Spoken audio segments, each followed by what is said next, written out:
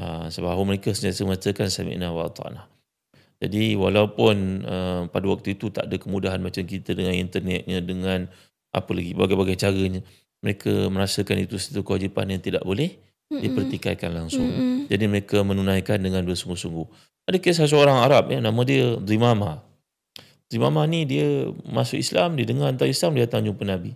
Ceritanya kelakar lah. Dalam Kanzul Umal, dalam hadis-hadis yang dikumpulkan berkenaan dengan iman, Islam dan juga ihsan.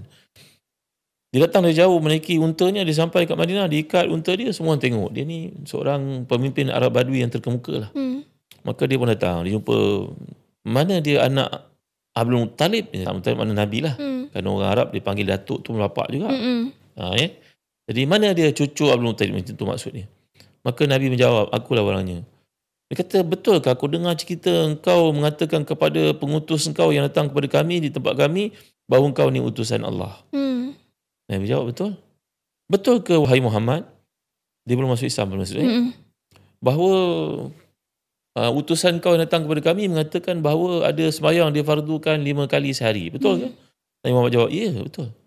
Betul ke engkau telah memfardukan kami atas perintah Allah melalui utusanmu itu ke tempat kami, kita puasa 30 hari dalam setahun, Ramadan?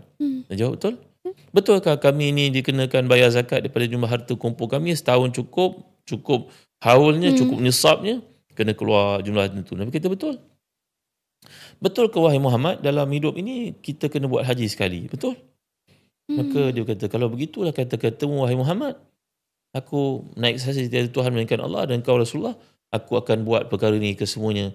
Aku tidak akan menambah sedikit pun daripadanya